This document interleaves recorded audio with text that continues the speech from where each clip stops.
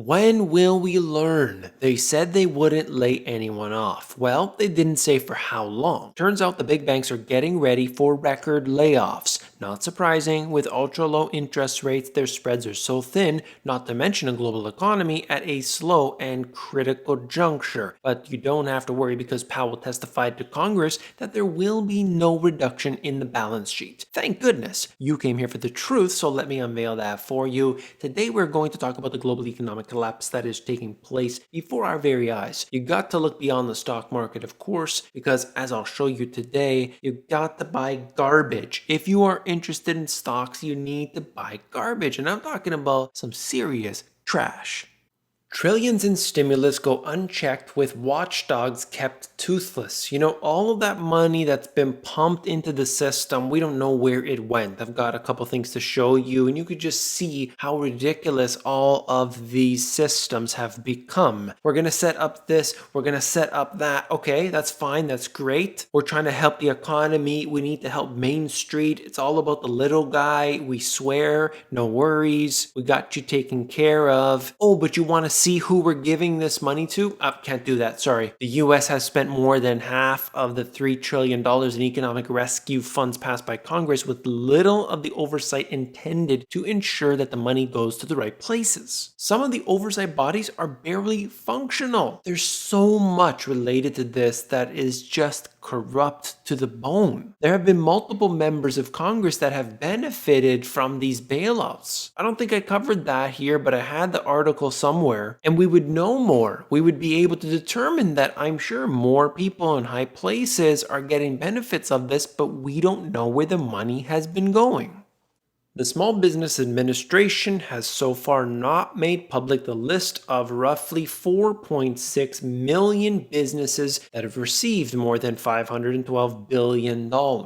There's no dispute over larger loan recipients being disclosed, but that discussions were still underway on, quote, how to treat smaller loans to mostly micro businesses, sole proprietors, and independent contractors. According to Mr. Munchkin, we absolutely need transparency. As it relates to the names and the amounts of specific PPP loans, we believe that it's proprietary information, and in many cases, for sole proprietors and small businesses, it's confidential information. So the government gives it to a business, you, the public, the taxpayer, pay for it, but you're not allowed to know who gets that money. There has to be more accountability here. There has to be more transparency. Yes, there has to be transparency, Mr. Munchkin. However, people don't know who stands to gain from this. And now I want to shift into what's going on with the Federal Reserve. Powell has stressed that the programs that they've set up are there to ensure proper market functioning, meaning proper market functioning, if you ever see that, means that the market is going up. However, the moves have come under some criticism for including speculative grade or junk debt, particularly companies that were still investment grade before 2020 but have since downgraded, also known as fallen angels. Quote, the markets are working. Companies can borrow. People can borrow. Companies are not showing tons of financial stress, and they are less likely to take cost-cutting measures, things like that. That's right. Everything's totally fine, Mr. Powell. Thank you very much. We'll put the tools away, including the corporate bond program, after they are no longer needed to support markets. In addition to corporate bonds, Fed is also buying a minimum, remember this, $80 billion in treasuries, $40 billion in mortgage-backed securities, $120 billion just for this one program. Remember, there's the repo operations. There's all of the different programs that they've been doing with Main Street and Wall Street and every other street in between. 120 billion is a very large amount, but today it's seemingly small in comparison, which is a joke.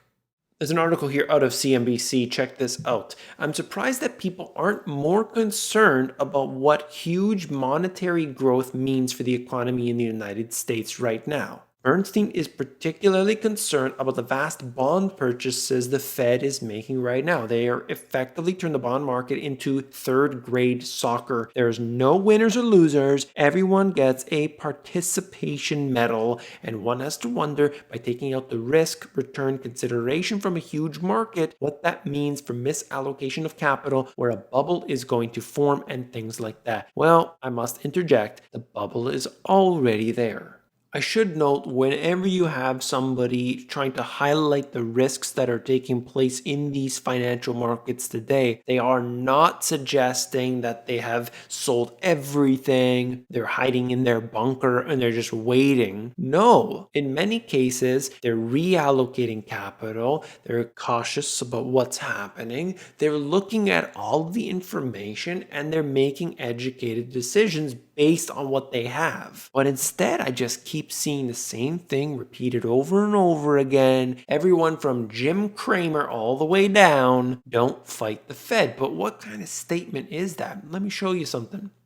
This is a hypothetical portfolio made up of garbage stocks, okay? And that is versus the MSCI USA to give you a comparison. Now, obviously, the performance of the US market over the last little while has been very good, but compared to the garbage stocks, particularly in the past couple weeks or so, you could see the big difference.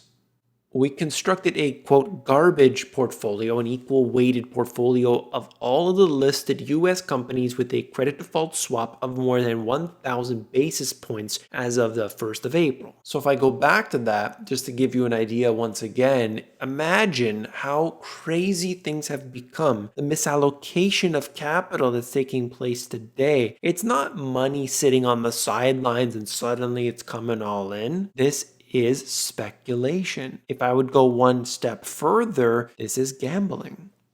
As I mentioned in the previous video, Powell had to testify before Congress, and there was actually Senator Kennedy being one of the few that I'm aware of that actually brought up something worth talking about, and that was the balance sheet. You could see Powell at this point here. If you want to watch it, I'll put the link in the description, but at this point here, he became very, very nervous. So he was asked how big the balance sheet is today and how big it was, I believe, a few months prior to it. So of course, we know it's expanded to a great degree. Trillions of dollars have been added just over the last few months. And he asked them, at what point will this not be, quote, otherworldly? So the balance sheet being far too high, growing far too fast. And he said it will be a lot like what we saw between 2014 and 2017, where we simply don't add any more. But also it was slightly contradicted because it seemed like the pace at which they will print will slow down. But he didn't necessarily say that they won't print anymore. Didn't want to spook the markets. He also said that this is going to be way down the road. Don't worry about it. Market, don't get freaked out. This is like way off into the future. And flat out said there is not going to be a reduction in the balance sheet. We'll hold it at this point, and then the economy out of nowhere is going to be able to grow despite the fact that this is a global collapse. And as a percentage of the GDP, everything's going to be a-okay. Right around that time, he's scratching his neck. He's really nervous, fumbling, and laughing actually at one point. And people just take it in. Don't fight the Fed. Everything is great. All right, if we go back to March 26th, 3 months ago, big banks reassure staff about potential job cuts. So you came into work and all the management were talking, I know you're seeing stuff on the news, I know you're worried and concerned, but you don't have to be because you've got your job. We're going to take care of you, nothing to worry about. The government is providing loans, central banks are printing money, they're giving it to us, handing it to us left, right, and center. Don't worry, you're all good. Fast forward to today, HSBC resuscitates plan to cut 35,000 jobs to boost growth. Why does anybody believe what they tell you? The suits and the ties do not give a damn about you, and you can see this very clearly in this example.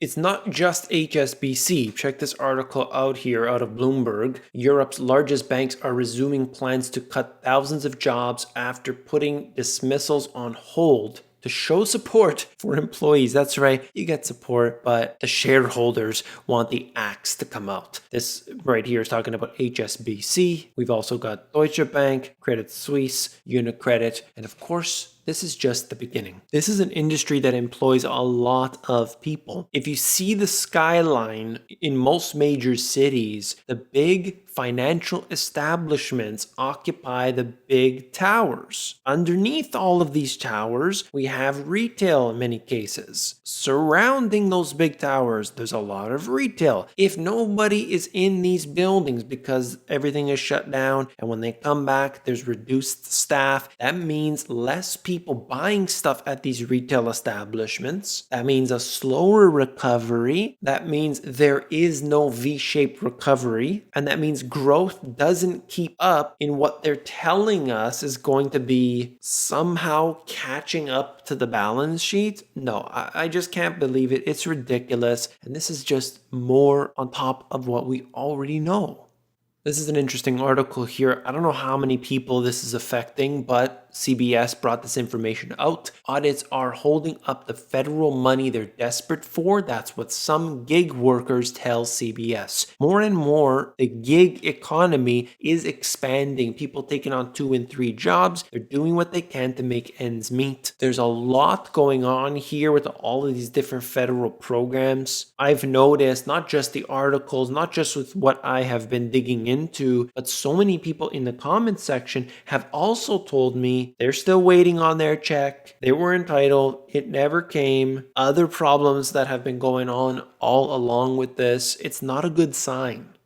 And just to finish off this video, I wanted to look at this really quickly. Strategic allocation of coin inventories. This comes directly from the Federal Reserve. Temporary coin order allocation in all Reserve Bank offices and Federal Reserve coin distribution locations. Check this out. The situation of 2020 has significantly disrupted the supply chain and normal circulation patterns for U.S. coin in the past few months. Coin deposits from depository institutions to the Federal Reserve have declined significantly to the U.S. Mint's production of coin also decreased due to measures put in place to protect its employees. It goes on. Look, I think all of this is ultimately going to create more incentive for them to push a cashless society. I think that's very public, although it is my opinion. I want to stress that. I think we have more than enough information today to suggest that this is likely what's going on. Not necessarily with this issue,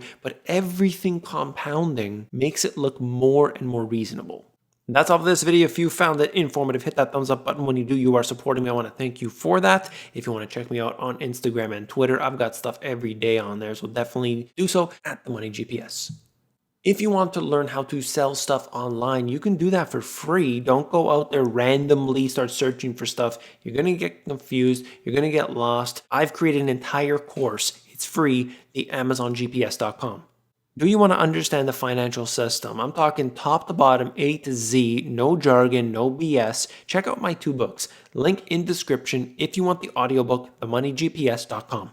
Hang on a second, don't go anywhere. This video is so key, so integral, but have you seen it? If not, click it. I'll see you there.